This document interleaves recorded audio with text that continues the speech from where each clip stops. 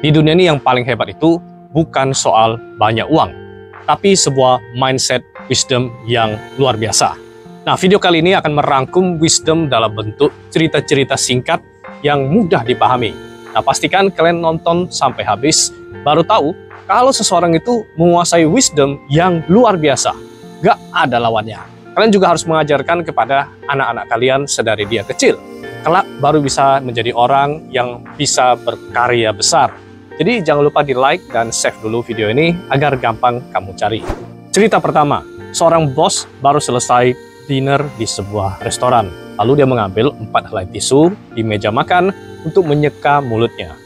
Namun setelah itu, ada seorang karyawan yang langsung meledek dengan menyebut, ambil tisu sebanyak itu, mau ngelap mulut atau ngelap pantat. Nah, orang-orang akan mengira bos ini akan marah besar dan mau cari ribut. Kamu tahu, bos ini yang hebat ini, dia tenang-tenang aja. Lalu dia ke kasir mencari owner restoran, ya, dan mengatakan, bos, di restoran itu tisu digunakan untuk ngelap mulut. Kalau di WC, ya tentu mengelap pantat. Karyawanmu tanya begitu, ini restoran atau toilet? Nah, lihat, orang yang menguasai wisdom, dia bisa membalikkan perkataan begitu dahsyat. Gak perlu sampai marah-marah. Itulah hebatnya ilmu wisdom. Cerita kedua, seorang konglomerat sangat suka ketenangan. Dia punya rumah besar dan ada taman yang begitu indah. Namun, di daerah tersebut banyak bocah-bocah nakal yang suka bermain bola ke taman rumah tersebut. Nah, tentu sangat terganggu hidupnya. Nah, jadi dia pernah suruh pembantu untuk mengusir mereka. Tapi nggak bisa mempan. Besok mereka datang main lagi. Nah, akhirnya bos bijak ini memikirkan satu cara yang luar biasa. Nah, caranya seperti ini. Bos ini bilang kepada mereka, nah, setiap kali kalian main bola, satu orang saya kasih 5.000. Nah, akhirnya seminggu kemudian, 5.000 itu diturunkan menjadi 1.000 rupiah. Nah, lalu minggu depan nggak dikasih lagi. Ya, akhirnya anak-anak itu marah dan bilang, nggak dikasih uang lagi, jangan harap kami main ke sini lagi. Dan setelah hal itu, anak-anak nggak pernah lagi main bola dan bikin bising di taman rumahnya.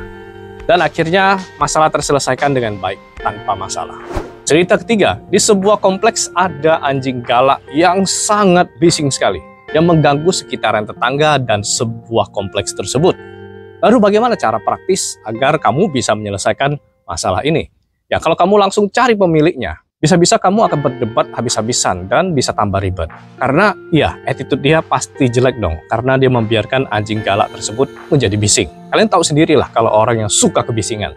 Nah, seorang pria bijak, dia melakukan sebuah cara yang spesial.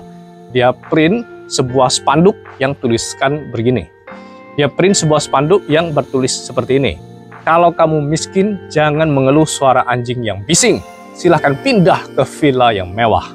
Nah, tertanda pemilik anjing.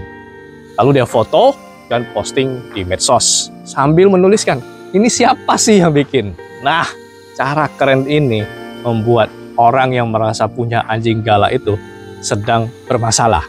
Orang-orang di sekitar, tetangga-tetangga sudah mulai membicarakan pemilik anjing ini sudah keterlaluan.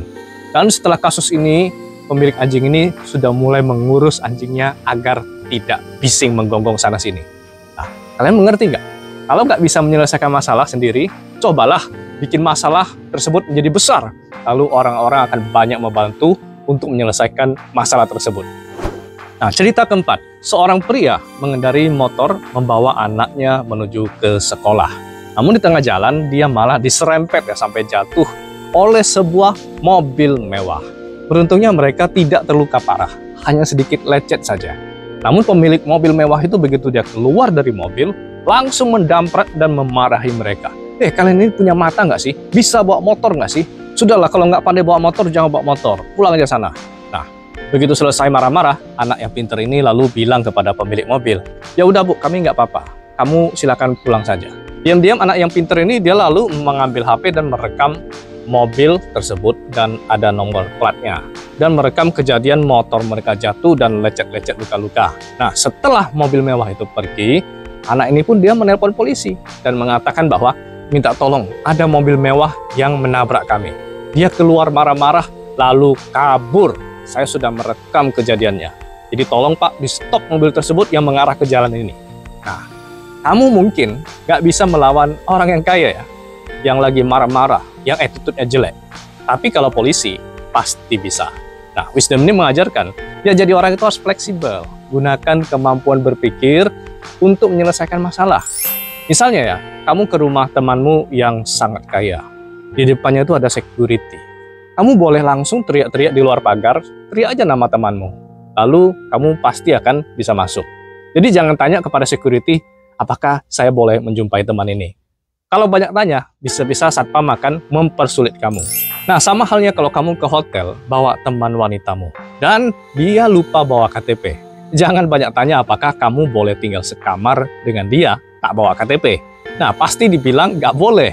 Makanya kamu boleh langsung ke resepsionis, order seorang saja, lalu teman wanitamu tunggu di luar aja, nanti baru masuk. Juga nggak apa-apa kan? Orang-orang begitu banyak lalu lalang. Nggak mungkin mereka bisa cek satu persatu nih siapa, dari kamar mana. Nah, ada juga orang yang ceritanya dia mau nyetor uang ke bank ya, misalnya 50 juta. Tapi pas lagi sial uangnya jatuh ke parit. Lalu dia cuci bersih dan keringkan dengan mesin cuci. Nah, pas nyetor ke bank, ke teller bank, ya, lalu dia bilang, "Kak, uangnya ini tadinya kotor loh dan basah. Ini sudah saya cuci bersih dengan mesin cuci." Nah, mendengar hal ini, teller pun agak ragu-ragu dan segera tanya ke manajernya. Manajernya pun nggak berani ambil resiko loh, lalu menolak uang tersebut. Nah, saking kesalnya dia, akhirnya dia pergi ke bank lain tanpa ngomong apa-apa dan uang tersebut berhasil di-store. Nah, makanya jangan banyak omongan. Kalau kamu bertanya ini itu, tentu akan ada masalah yang muncul nantinya. Nah, misalnya kalian mau membantu orang tua mencairkan tabungan, ya langsung saja bawa KTP, buku tabungan, dan persyaratannya. Gak perlu bilang bahwa, ya orang tua saya meninggal dunia, saya mau mencairkan tabungan. Nah, kalau kamu ngomong segitu, nanti prosesnya akan sangat ribet. Harus tanda tangan ini, pernyataan ini, keterangan ini, persyaratannya dibikin semakin ribet. Nah, kan jadi kalau mau aman, ya udah, jangan banyak mulut. Lakukan aja dengan hal simple. Ya kita percaya, orang-orang bank hanya bekerja sesuai prosedur. Mereka juga nggak mau ribet ya.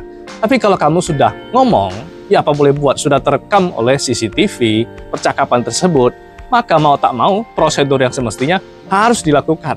Nah, kamu yang akan repot nantinya.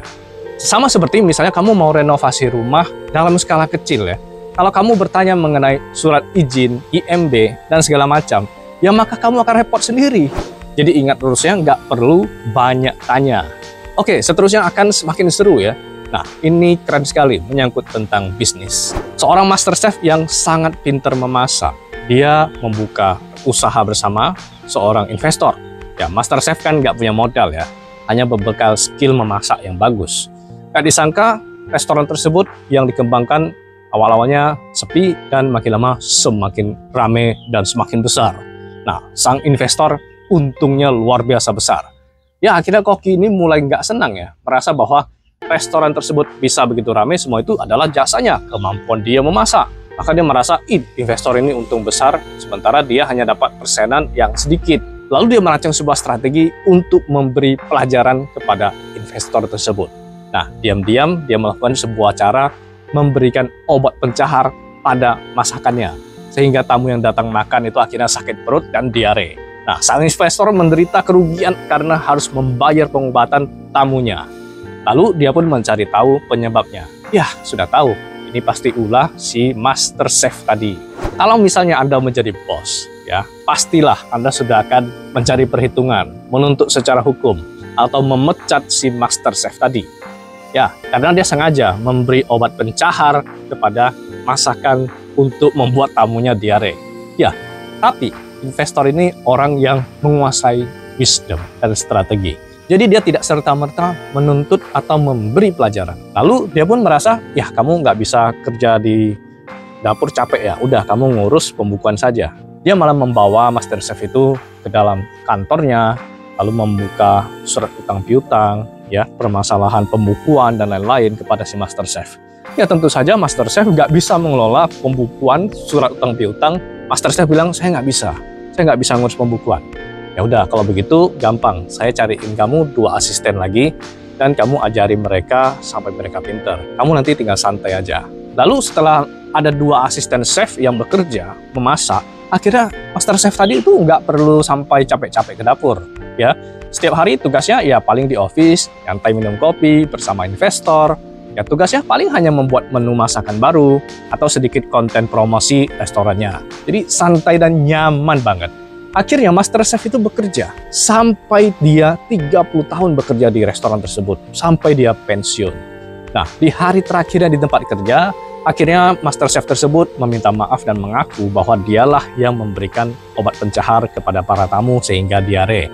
Nah, investor tersebut mendengar sambil tersenyum aja, lalu mengantar Master Chef pulang ke rumahnya. Nah, menurut kalian, mengapa investor tersebut nggak mau memecat atau menuntut si Master Chef? Malahan dia memberikan fasilitas kerja santai 30 tahun. Nah, supaya kalian tahu bahwa sang investor ini bilang begitu. Master Chef punya kemampuan skill memasak yang luar biasa. Kalau saya pecat dia, dengan gampang dia akan mendapat investor lain, sehingga bisa memunculkan saingan baru yang sulit dilawan. Jadi cara menaklukkan seseorang itu bukan memecat dia ya, tapi memberikan dia di zona nyaman. Maka dia akan baik-baik bekerja untuk dirimu. Nah, tanpa wisdom seperti itu, maka kamu akan sulit menjadi pengusaha.